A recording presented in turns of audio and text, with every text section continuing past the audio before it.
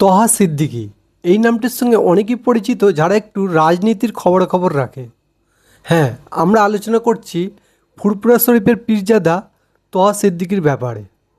আলোচনায় আসার আগে আপনাদের কাছে আমার একটা ছোট্ট রিকোয়েস্ট, যারা আমাদের এই প্রতিবেদন প্রথম দেখছেন অবশ্যই চ্যানেলটিকে সাবস্ক্রাইব করে পাশে থাকবেন এরকমই ভিডিও দেখার জন্যে। তবে চলো এবার আমরা জেনে নিই তহা সিদ্দিকীর ব্যাপারে বেশ কিছু গুরুত্বপূর্ণ তথ্য বা কথা। তহা সিদ্দিকী তিনি হচ্ছেন মুসলিম ধর্মাবলম্বীদের একজন ধর্মগুরু হিসেবে পরিচিত। তহা সিদ্দিকী মাঝে মধ্যেই বেশ দেখা যায় রাজনীতির মধ্যে জড়িয়ে পড়া। তহা সিদ্দিকীকে অনেকেই বলে থাকে তিনি হচ্ছেন তৃণমূল কংগ্রেস ঘেঁষা একজন ব্যক্তি। আমরা দেখেছি এই রাজ্যের মুখ্যমন্ত্রী মমতা ব্যানার্জি কয়েক বছর ছাড়া ছাড়াই ফুরফুরা শরীফে গিয়ে থাকে এবং সেখানে গিয়ে সেখানকার পীরজাদাদের সাথে মিটিং করে থাকেন তাদের সুবিধা অসুবিধা জানার জন্যে।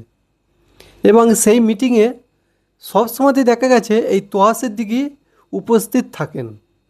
তাই অনেকেই মনে করে এই তহা সিদ্দিকী মমতা ব্যানার্জির একজন খাস লোক হিসেবে পরিচিত। তবে ইদানিং লক্ষ্য করা যাচ্ছে এই তহা সিদ্দিকী মমতা ব্যানার্জির পক্ষ নিয়ে আর কথা বলেন না।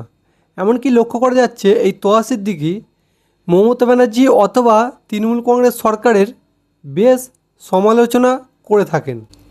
তাই রাজনীতির বিশেষজ্ঞরা মনে করছেন এই তহা সিদ্দিকী মমতা ব্যানার্জি এবং তৃণমূল দলের সঙ্গ ছেড়ে দিয়েছেন এবং তিনি তার ভাইপো পীরজাদা আব্বাস সিদ্দিকীর দল আইএসএফের সঙ্গে বেশ যোগাযোগ রেখে চলেছে।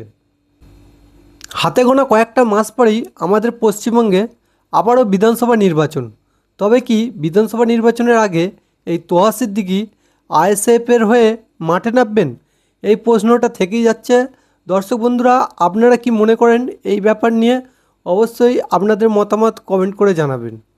ভিডিওটা ভালো লাগলে অবশ্যই একটা লাইক করে দেবেন এবং যেসব দর্শক বন্ধুরা আমাদের ভিডিও প্রথম দেখছেন অবশ্যই আমাদের চ্যানেলটিকে সাবস্ক্রাইব করে পাশে থাকবেন। দেখা হবে এরকমই পরবর্তী ভিডিওয়।